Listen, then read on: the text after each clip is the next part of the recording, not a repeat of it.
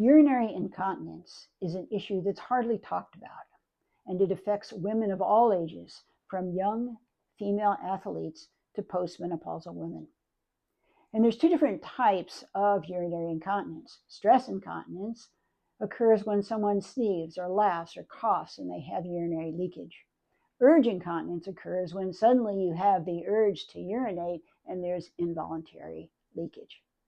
Now, I approach urinary incontinence from an integrative perspective. And this means I take a look at lifestyle, your hormones, and also pelvic floor toning. So let's begin with a female athlete. What's happening? This young woman is running, jumping, and doing heavy training. And what this does is it puts increased pressure on the pelvic floor. And then leakage often occurs because of poor muscle timing, fatigue, or muscle weakness. And young female athletes are typically, they're going to stop drinking enough fluids because they don't want to have leakage, or maybe they're not getting enough food for the amount of training that they're doing. And what this does ultimately is it lowers estrogen, and lowering estrogen weakens the tissue support. So what are the common signs?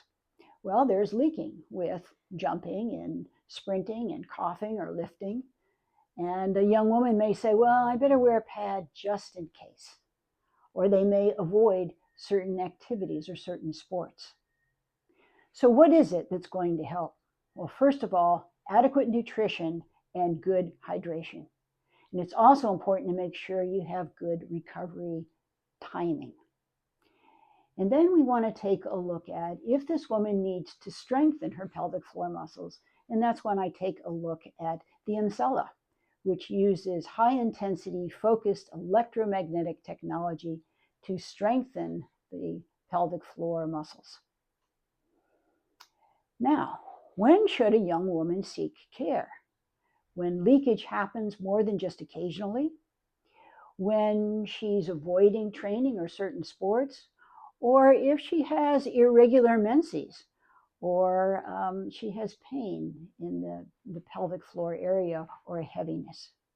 So it's important to remember that early care protects lifelong pelvic health.